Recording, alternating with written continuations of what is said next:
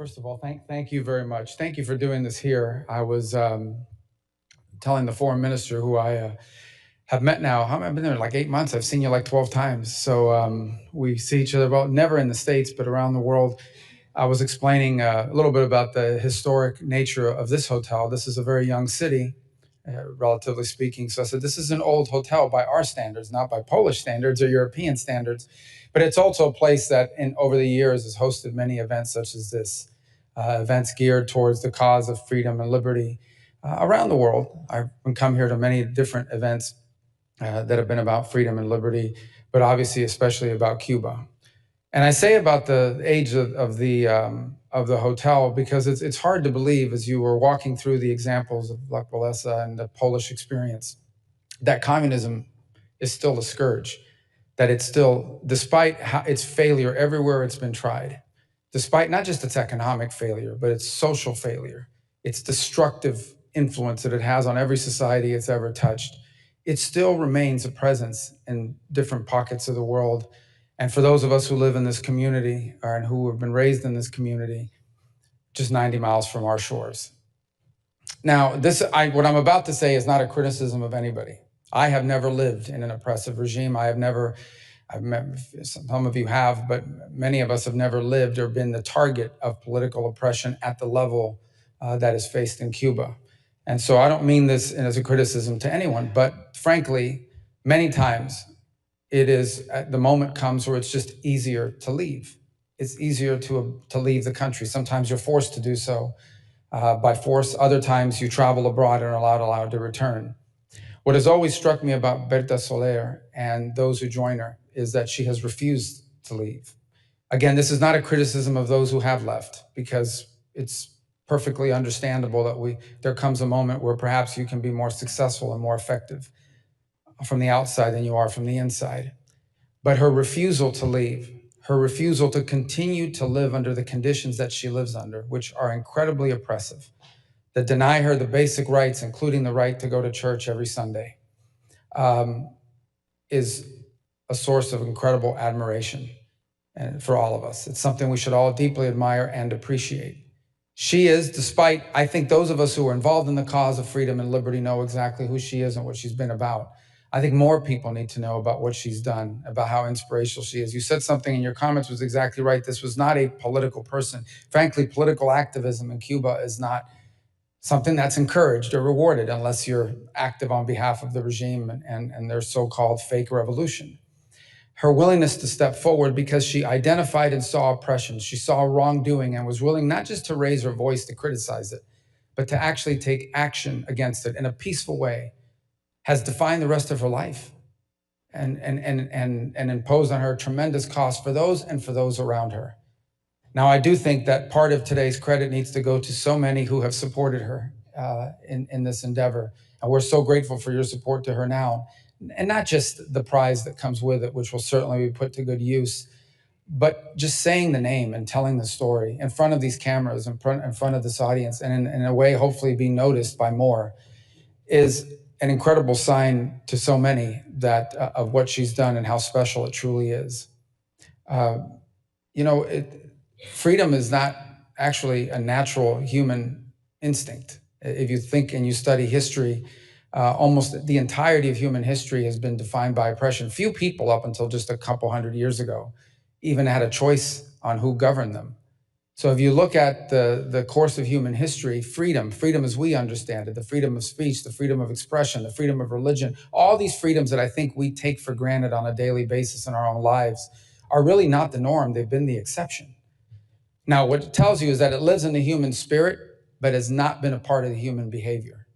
And it's only in the last 200 to 300 years, this very sort of new notion of rights that come from your creator, from God, rights that governments that actually work for the people, not the people that work for the government, the right to actually be able to have a voice and choose who governs over you. All these are incredibly new concepts.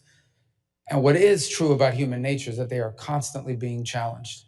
Over and over again, all over the world, time and again, we see that even when you make progress in democracy and in freedom, they have to be sustained and they have to endure. Where we draw our inspiration to do that is from people like Berta Soler, who have confronted it look, again, I'm not being critical of anybody, but it is easier to be critical of a regime, like many of us are, on social media and in press releases.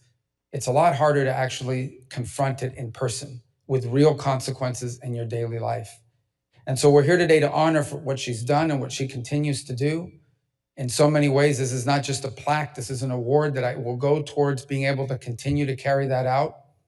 And we are so grateful and honored that you were willing to do that here in South Florida with so many in this community who know this issue so well, have lived it. In many cases, just looking around at some of the faces, there are people here today who have also faced down this regime, who have also faced down oppression in Cuba or in their homelands, and are living testaments to that level of bravery and courage.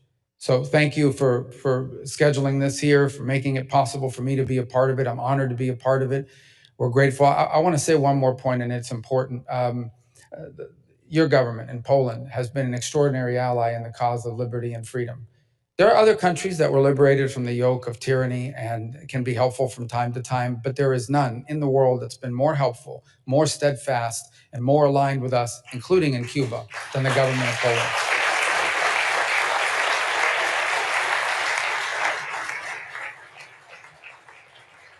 And so we are grateful. I don't want to get anybody in trouble. I don't want to get ahead of myself, but we had a conversation just a few months ago about some events going on in Cuba. And I had asked for a favor. I'd asked the Polish government to help us with a few things globally and internationally. And it happened instantly and immediately. And it shows you that of all the nations in the world who have overcome the tyranny of communism, the one that most certainly hasn't forgotten what it took to overcome it and have raised their voice and taken action to be supportive of those who seek to overcome it is our allies and friends in Poland. So thank you. We're very grateful to all of you. And thank you all for being a part of this today. Thank you. Mr. Secretary, please stay with us here on stage. As we are approaching the central part of our ceremony, I will now invite the Deputy Minister, Mr. Foreign Affairs Radosław Sikorski, as well as Irma Santos del Mas, who will receive the prize on behalf of Berta Soler Fernandez.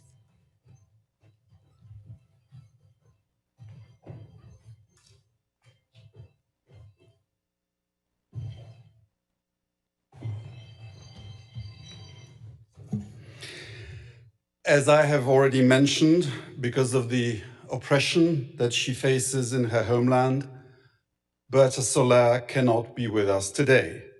The award will be received on her behalf by her representative, Irma Santos de Mas. So please, on behalf of the foundation and on behalf of former President of Poland, Lech Wałęsa, please accept this award as a token of our solidarity with the Cuban people.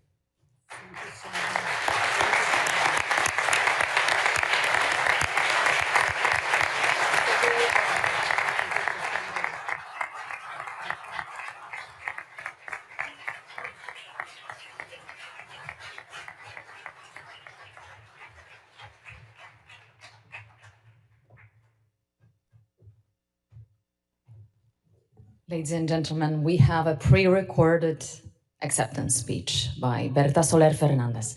So let's have a listen. Doy gracias a Dios por este día. Estimados, Ministro de Relaciones Exteriores de Polonia, Rudolf Sikorski, Secretario de los Estados Unidos, Marco Rubio, Directiva de la Fundación Cubano-Americana,